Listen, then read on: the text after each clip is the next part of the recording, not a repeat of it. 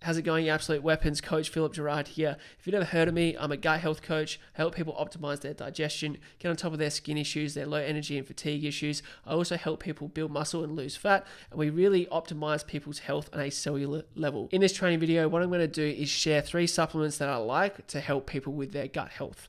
Now, these aren't the only supplements on the market, but these are ones that I really do use with a lot of clients that are really, really beneficial. The first supplement up today is colostrum. Now, if you're not quite sure what colostrum is, this is that first bit of milk that gets secreted from mammals after they've given birth. So humans, cows, goats.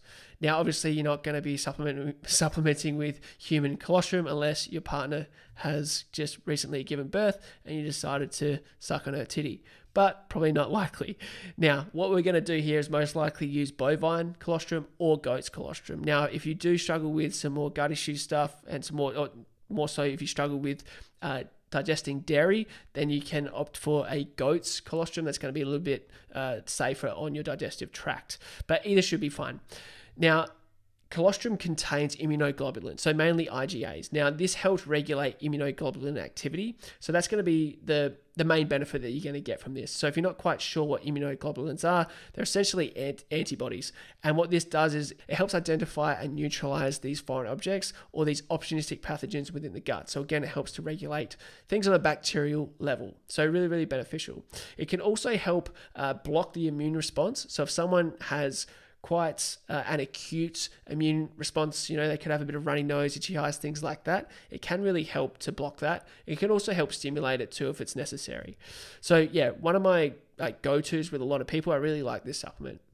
Next up, we have quercetin. This has antimicrobial effects to an extent, not massively, but a little bit. Also has gentle biofilm properties as well. So when I say antimicrobial, what I mean is it helps to wipe out some of the opportunistic pathogens and the bacteria in the gut. And when we talk about biofilm, this biofilm is this outer layer, this protective coating, right? So we want to do both, break down some of the biofilm to be able to get to these pathogens in the first place.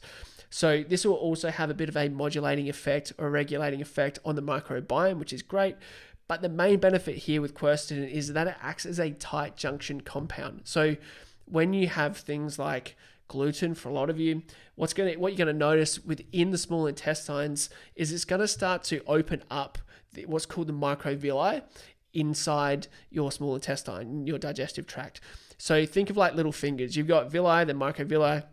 These little fingers basically sit on top of your epithelium or your small intestine, and they basically bring in any of the nutrients coming from food. Now, over time, if you basically have gut permeability, what's going to happen is these tight junctions here within this small intestinal wall are going to open up. That's going to allow foreign objects to enter into your bloodstream. It's going to increase inflammation. Also, you're going to be allowing bacteria and toxins and things like that into your bloodstream. Again, going to be increasing inflammation and causing health issues from there.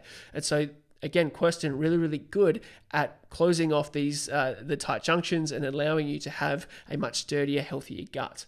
Now, the last supplement I want to share with you is glutamine. Now, glutamine is essentially food for enterocytes. Now, enterocytes are part of your epithelium, which is essentially your gut lining.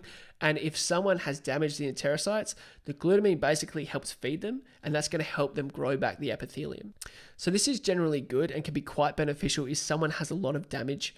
However, if you have acute inflammation or acute gut inflammation or even acute gut permeability going on, this could overstimulate the immune function. So I would use this more for chronic permeability and gut damage as opposed to the more acute stuff that's going on, where I believe colostrum will be more beneficial there, as I mentioned earlier. So yeah, this is one that you really want to be looking at your blood work before you decide whether you want to go with glutamine or colostrum. Colostrum is going to be a bit more safeguarded either way. So below this video, what I'll have is some links to the supplements that I recommend that you can get.